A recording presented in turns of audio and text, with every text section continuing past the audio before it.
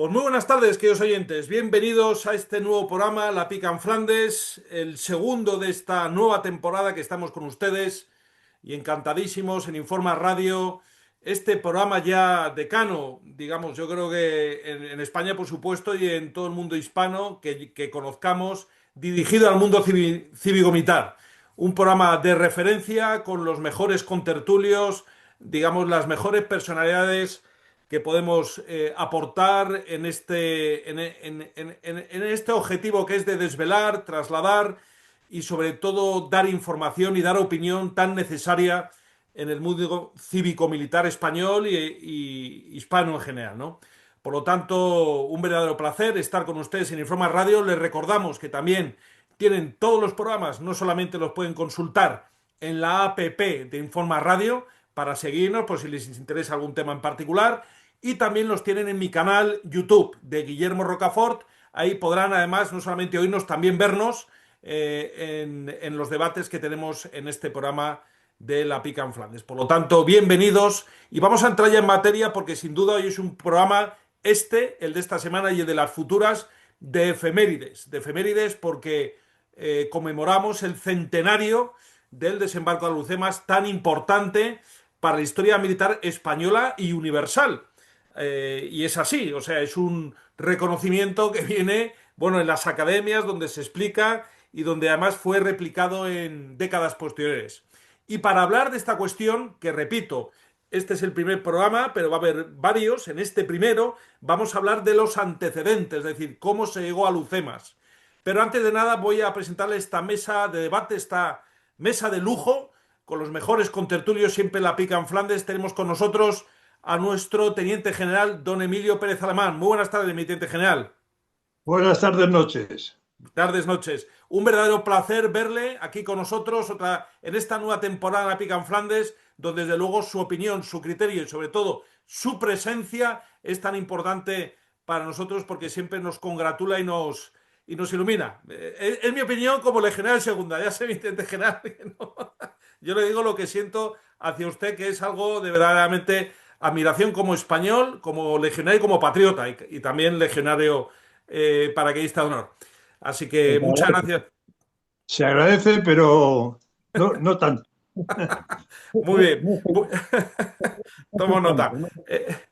Tenemos también con nosotros a nuestro editor, tantos años del principio, apoyando este programa, el verdadero motor de La Pica en Flandes, nuestro general, don Salvador Fontella. Muy buenas tardes, mi general. Buenas tardes a todos. Y un verdadero placer, que además sé que ha estado usted hace poco en Algeciras, en un congreso internacional muy interesante, ¿no? A este respecto. Sí, la ha organizado la Fundación de NAES y era sobre el desembarco de Lucema, que está de moda gracias a la ministra. Muy bien dicho, muy bien dicho. Pues desde luego con su presencia, además creo que también ha estado el profesor José Luis Orella, desde luego enhorabuena también a la Fundación de NAES por haber suscitado ese encuentro de personas valiosísimas y además han ido a Algeciras, que es un lugar emblemático en la historia de lo que estamos abordando. Así que le felicito, mi general, por esa magnífica charla que ya me ha comentado el profesor Orella y ese magnífico congreso. Enhorabuena, mi general. Además se celebró en el mismo sitio que se hizo el congreso vamos, la conferencia de Algeciras de 1906, en el mismo local se hizo la reunión. Efectivamente, el Hotel María Cristina se Sí, llama. el Hotel Cristina de Algeciras, Perfecto. en la sala en que se hizo la reunión del 1906. Efectivamente, No lo acuerdo. el reparto colonial de África. Muy Sí. interesante y mejor lugar. Yo estuve el año pasado precisamente en un congreso sobre Gibraltar y estuvo con Santiago Armesilla y luego también con el coronel Pedro Baños y luego con Marcelo Gullo, Patricio Alonso. Es muy importante que nuestros oyentes sepan que hay iniciativas, además, que vienen de la sociedad. Aquí no hay nadie, o sea, nosotros es el Estado contra nosotros y nosotros defendiéndonos y manteniendo esa bandera. Muy bien. Y por supuesto está con nosotros, que hoy es el protagonista principal de este programa, don Fernando Platón, que además es nuestro historiador de cabecera, se ha preparado el tema porque digo que va a haber una sucesión de capítulos de programas a este respecto y desde luego él nos va a hablar de los prolegómenos que son tan importantes para entender de qué estamos hablando en cuanto al desembarco a Lucemas, porque aquí es que hay que explicarlo todo. La memoria histórica lo ha barrido todo y aquí cada uno se inventa la historia a su manera, pero la historia es la que es y hoy nos la va a contar don Fernando. Muy buenas noches, don Fernando. Muy buenas tardes. Magnífico. Por su compañía y el que les habla, Guillermo Rocafort, el presentador del programa y antiguo legionario de segunda, el tercio gran capitán, con sede en Melilla, y también caballero legionario paraguista almogávar de honor, lo cual siempre me lo resalta, que lo tengo que decir y así lo digo, el general Cifuentes, que hoy no puede acompañarnos, pero sí que estará en futuros programas. Pues bien, desde luego, antes de empezar entrar en el tema, yo creo que también es importante las palabras de nuestro teniente general, don Emilio Pérez Alemán, para que nos explique un poco el contexto y también la polémica que se ha suscitado, porque nosotros no nos vamos a alejar ni de polémicas, vamos a hablar sin pelos en la lengua, como hablan los militares, sin circunloquios ni lo políticamente correcto. Adelante, mi teniente general, ilumínenos al respecto de esta polémica, por favor. Bueno, la pena es, tenemos una efemérides este mes de septiembre y muy cerquita, o alrededor del 8, pues muy importante en muchas cosas. Podemos tener los centenarios, parece que son 500 años ya, de la batalla de Pavía. Tenemos también la llegada de la vuelta al mundo, que acabó el día 6 de septiembre, el 8 en Sevilla, el 6 en Huelva, con los que llegaban de aquellos 200 y pico que salieron, los 19 que llegaron, con el Cano al frente. Tenemos otra más reciente, pero que no se nos debe olvidar, que fue la participación de España en la guerra de Vietnam, la última guerra de los americanos, y participamos con unos equipos de sanidad militar que fueron también muy bien valorados por el ejército estadounidense. En fin, que tenemos muchas efemérides alrededor de este día que estamos transmitiendo este programa.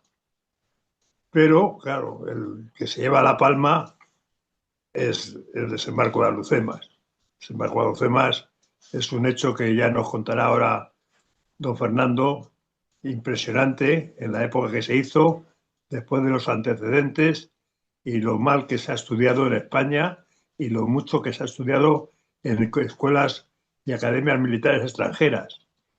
Sin embargo, hemos llegado a estos días y silencio absoluto. Aquellos 100 años, aquellos héroes donde murieron muchos, pero consiguieron la victoria y terminar con varios años de guerra en el protectorado entre Francia, España y los rebeldes rifeños, pues eso había que conmemorarlo y sobre todo, la institución militar. Olvidémonos si le gusta o no le gusta a doña Margarita o al Pedro que lo parió. Pero esto no tenía que pasar en absoluto de largo por delante de ninguno de los 3 cuarteles generales, porque fue una operación en que intervino tierra, la Armada y aviación. En aquel tiempo, aviación de tierra y aviación de la Armada. No había ejército del aire, pero aviones junto con los franceses. Bueno, pues no sé el motivo, silencio oficial absoluto. Estamos dando pie a que se recuerde desde muchos otros sitios, porque basta con que quieran que no se haga una cosa para que los que estamos aquí nos empeñemos. Y mi auténtico dolor es que la milicia actual, es decir, las autoridades militares actual, no hayan puesto pie en pared ante esa orden o desorden o imposición del Ministerio y del Gobierno. Les recuerdo, y que no se lo voy a repetir para que se lo repasen, el artículo 21 de las Reales Ordenanzas, cuando habla de nuestras tradiciones militares y el reconocimiento a nuestros héroes. Creo que se lo tenían que mirar bastante y de luego no es disculpable en absoluto. Por lo tanto, mi vamos a llamarle regañina, por no decir una palabra fea, a todos estos que han permitido que esta fecha, por imposición política, haya pasado de largo o esté pasando de largo. Luego es para avergonzarse, y recuerdo que también en las Reales Ordenanzas hay un artículo que habla sobre la desobediencia, ¿eh? Y hay órdenes que van en contra de leyes o en contra de la misma Constitución, que no hay por qué obedecerlas, previa objeción, que aparece en otro artículo de las Reales Ordenanzas, que siempre se puede objetar una orden al que la da para que no se ha enterado de lo que está haciendo. Y llega el caso, pues oiga, usted dirá lo que quiera, pero yo tengo mis subordinados, tengo un ejército detrás mío y tengo que esta efemérides no dejarla pasar, ¿eh? Se libraron mucho y muy bien el centenario de la Legión, porque pilló la pandemia, y con aquello, entre la pandemia y la pandemia sí y la pandemia no, pues aquello tuvo una celebración un poquito rara, pero ahora no hay ninguna pandemia y yo creo que ha sido el hecho militar de operaciones más importante del siglo pasado. Y no digo más, nada más que se lo miren los que se lo tienen que mirar. Pues ha quedado mi teniente general meridianamente claro y desde luego yo, a título particular, y creo que todos los miembros de la tertulia, nos adherimos a sus palabras. Nos parece muy triste, en mi caso, como un legionario de segunda reemplazo, eh, el ver esta situación, como no ha habido una mayor energía a la hora de reivindicar esta cuestión, porque desgraciadamente con la historia militar que tiene España, y que no se haya abordado convenientemente desde dentro de la institución. A mí me gustaría, antes de ceder la palabra a don Fernando, simplemente mencionar que en el 1971 se conmemoró el 400 aniversario de la batalla de Lepanto. Bien, entonces, qué curioso que en ese año los fastos, vamos, yo tenía un año de vida, pero los fastos fue impresionante. Se reprodujo en el Museo Naval de Barcelona la galera real de Don Juan de Austria. Y creo que hubo un desfile impresionante donde fue la bandera de la Legión Cristo de Lepanto a desfilar a Barcelona. O sea, es que es verdaderamente increíble, ¿sabes? Cómo en la España de la época reivindicaba su honor y su gloria y sobre todo las grandes epopeyas como fue la gran triunfo de la Liga Santa, la batalla de Lepanto, reproduciendo, como digo, que se puede ver en internet. Yo recomiendo que lo vean, la galera La Real, donde iba Don Juan de Austria.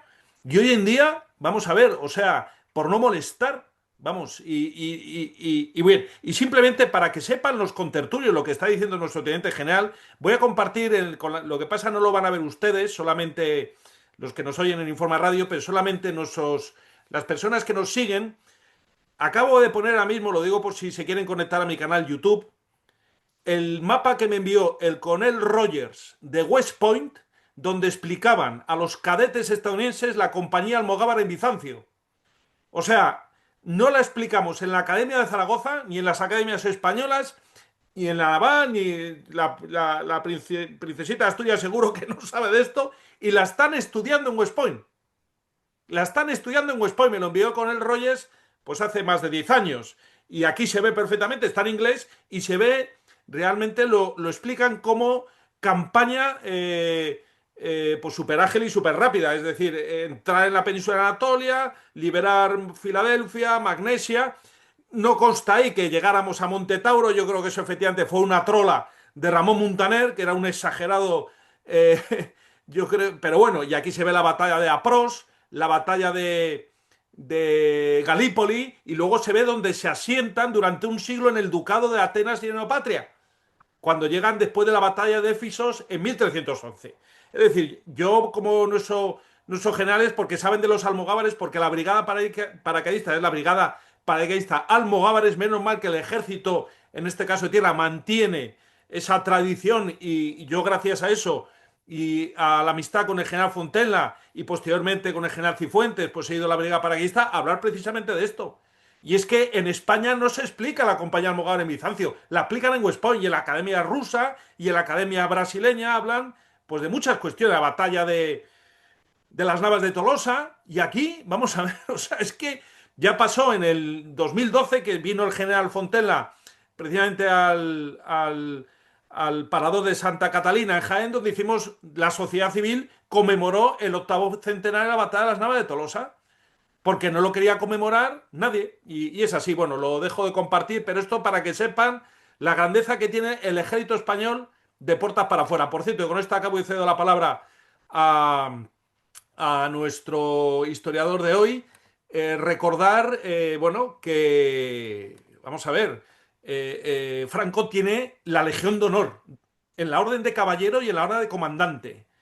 Y entre ellos fue, no solamente por la Academia de Zaragoza, que él refundó, sino sobre todo por su papel en el desembarco de Alhucemas. Y ese fue, entonces era el coronel Franco, que iba en vanguardia.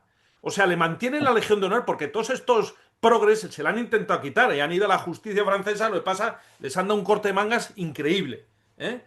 Pues menos mal que Franco, al menos ante la República de Francia, tiene ese reconocimiento como lo tuvo el general Primo de Rivera cuando murió en París, que vino con honores de jefe de gobierno. Y aquí, y entonces estaba Alfonso XIII, lo escondieron de tapadillo porque, en fin, ya estamos con la dicta blanda y no interesaba. Bueno, don Fernando, perdone esta perorata, pero creo que es importante como complemento lo que ha dicho nuestro teniente general. Adelante, don Fernando.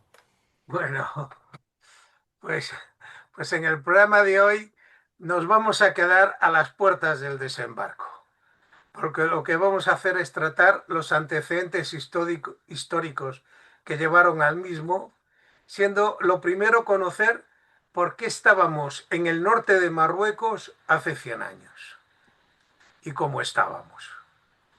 La presencia española en el norte de África en la época moderna, antigua y medieval, había también mucho que hablar, pero digamos que ya en la época moderna se remonta a los reyes católicos, coincidiendo con la propia formación de la España moderna y la ocupación de Melilla en la base del Cabo Tres Forcas, enfrente de la costa de Granada, en 1497.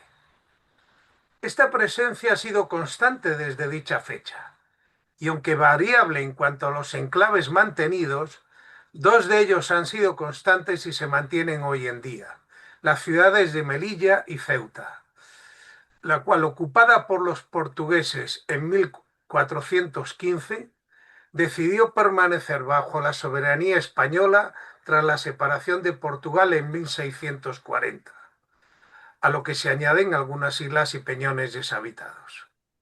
Esta situación era la misma a comienzos del siglo XX.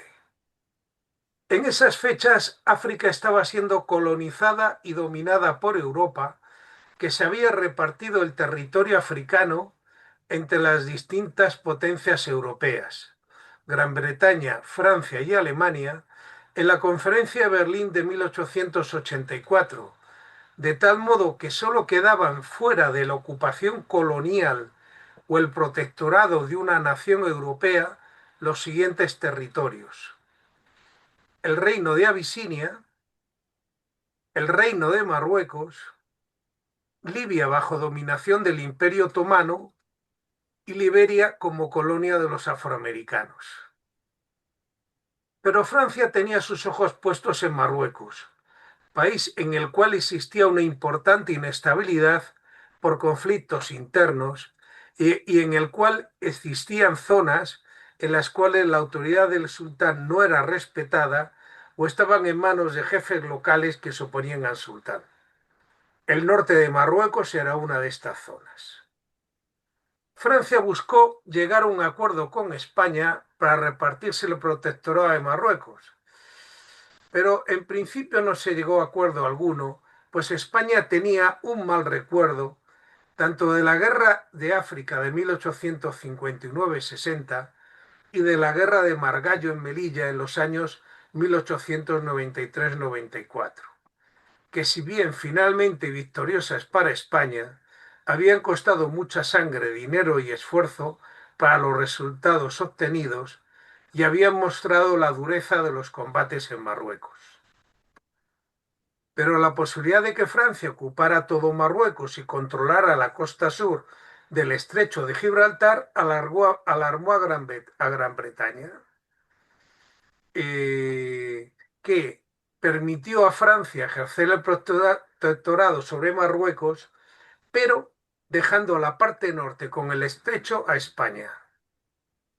Alemania comenzó entonces a mostrar su interés sobre Marruecos, lo cual condujo a la ya citada Conferencia de Algeciras de 2006, de la que se ha estado hablando, del hotel donde se celebró, en la que participaron las naciones europeas y Marruecos.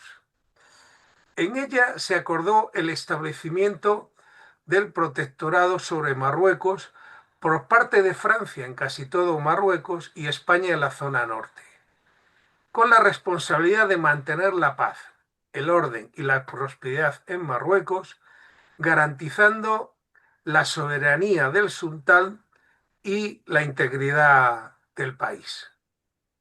España, pues, por la presión internacional y evitar que una potencia extranjera que pudiera convertirse en hostil controlara el sur del estrecho y que no debilitara la posición de España y la defensa de sus territorios, después de la pérdida solo 8 años antes de Cuba, Puerto Rico y Filipinas, se vio obligada a entrar en el norte de Marruecos a ejercer su labor de protectorado.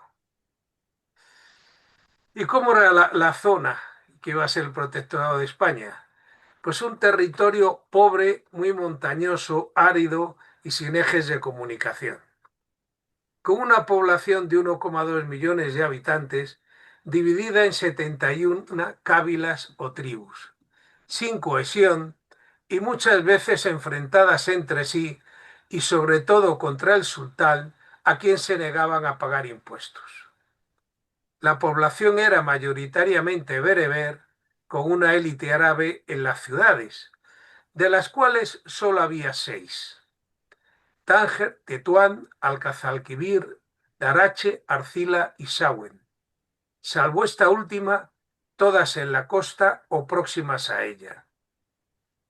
En un territorio así, aparecían señores de la guerra que unían a las cábilas dominando una zona determinada. Cuando a España se le concede el protectorado, las cercanías a Melilla estaban dominadas por el Rogui, el cual había derrotado a las tropas enviadas por el sultán para someterlo, que tuvieron que refugiarse en Melilla. En la zona occidental, el Rausuni dominaba amplias zonas. Como se ve, un terreno pobre del cual poca ventaja podía sacar España con el protectorado. Pero justo en la zona dominada por el Rogui se descubrieron minas de hierro y plomo, y rápidamente se formaron compañías dedicadas a explotar las minas. Y así, antes de que las tropas españolas ejercieran el control de la zona, las compañías estaban explotando las minas bajo la protección del Rogui. Pero en 1908 las cábilas se rebelaron contra el Rogui, que huyó de la zona. Por ello, el 9 de julio de 1909 se produjo un ataque contra los obreros que trabajaban en la línea del ferrocarril a las minas, lo cual marca el inicio de las hostilidades en la zona de Melilla y el comienzo de lo que podemos llamar la Guerra de Marruecos, ante el despliegue, o la Guerra de África, ante el despliegue de las tropas para proteger las minas y el camino a ellas. Esta ruta está dominada por el macizo del Gurugú y los barrancos que bajan del mismo hacia la costa. Ese macizo es el que quienes nos vean en YouTube pueden ver a mi espalda. Un terreno muy abrupto y que los rifeños dominaban, siendo muy propio para su combate de guerrillas. Aunque se consiguieron los objetivos, ello fue a costa de bajas, entre las que destacan las sufridas en el combate del Barranco del Lobo, con 200 entre muertos y heridos, incluyendo la muerte del general Pintos y 2 jefes de batallón. No fue el peor de los combates, pero sí el que más repercusión tuvo en la prensa de la península, y que ante el embarque de tropas en Barcelona para acudir a Melilla, originó las protestas que desembocaron en la Semana Trágica. No era una guerra popular la que se libraba en Marruecos, y la política condicionará mucho las operaciones militares, y al mismo tiempo los resultados de las operaciones militares, especialmente los desfavorables, afectarán mucho a la vida política del país. En distintas operaciones prosiguió el avance por las alrededores de Melilla, ampliando progresivamente la zona bajo control español, siendo necesario el envío a Melilla de 2 brigadas de cazadores y una división de refuerzo. En 1910 siguió expandiéndose el área bajo control de España en la zona oriental cercana a Melilla, mientras que la zona occidental era mucho más tranquila, gracias a las buenas relaciones establecidas en dicho momento con el rey Suni, lo cual favoreció el desembarco y ocupación del Larache en 1911. En la zona oriental fue ampliándose el territorio bajo control hasta llegar al río Kert. Con el fin de minimizar las bajas entre la tropa española de reemplazo, en 1911 se crearon las fuerzas regulares indígenas, de tal modo que las jarcas amigas que apoyan a España, pero que luchaban a su estilo y con su disciplina, se pasó a unidades regulares, formadas y disciplinadas bajo mandos españoles. Estas unidades tendrían una gran importancia en la campaña de Marruecos y la posterior historia militar de España. Precisamente este año ya se planificó un desembarco y ocupación de la bahía de Alhucemas, que contaría con la colaboración de la familia de Adelcrín, por entonces partidaria de España, y otros notables de la cábila de Benurriaguel, la mayor del Rif y que se asentaba en dicha zona. La suspensión de esta operación afectó a quienes nos iban a apoyar, que vieron a España como poco fiable. En 1912 se ocupó Arcila, en la zona occidental, todavía en connivencia con el Rausuni. Pero comenzaron los problemas con él cuando varias cábilas fueron a quejarse a los españoles de los abusivos impuestos a que les sometía, lo cual ocasionó combates entre tropas españolas y las del rey Suni. En el frente oriental, el gobierno presionaba por un fin rápido de las operaciones que permitiera repatriar unidades, por lo cual se fijó el Quer como máxima línea de avance que no debería ser cruzado.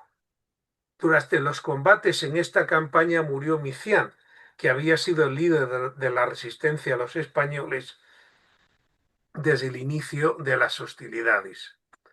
Y por tanto, digamos, se redujo, las resistencias fueron menos organizadas. En 1914 se ocupó Tetuán y se amplió la zona controlada en la circunscripción occidental. El rey Suni se declaró abiertamente en rebeldía contra España. Volvió este año a planificar su nuevo desembarco en Alhucemas, contando con la ayuda local, que fue desautorizado por el gobierno. Los años de la Primera Guerra Mundial vieron una ralentización de las operaciones, pero nunca un freno total, y se fue avanzando y consolidando posiciones en ambas zonas, destacando la ocupación de la cábila de Angera en las cercanías de Ceuta. Y todavía en 1918 se trazó un nuevo plan de desembarco en Alhucemas, nuevamente apoyado por la familia del Crin, pero el desistimiento de este plan hizo que la familia, viéndose amenazada en su posición y por otros motivos familiares cambiara de bando, pasando a ser enemigos de España. En 1919 se amplió el territorio ocupado alrededor de Ceuta, combatiendo contra el rey Suni, que realizaba habitualmente un doble juego y buscando enlazar las zonas bajo control en Ceuta y Larache. En 1920 se dieron notables avances, tanto en la zona occidental con la ocupación de Sauen, capital de la Yebala, como la oriental con la ocupación de Tafasit y el Monte Mauro. En este año se crea el Tercio de Extranjeros, con el fin de reclutar tropas profesionales para la guerra de Marruecos, reduciendo así el uso de tropas de reemplazo. Al igual que los regulares, estas unidades tendrán un brillante historial de participación tanto en la guerra de Marruecos como en la posterior historia militar de España hasta la actualidad. 1921 se presentaba con los mejores auspicios por una continuidad de los avances y llevar a un pronto término la guerra, donde sería clave el avance en la zona oriental hasta Lucemas.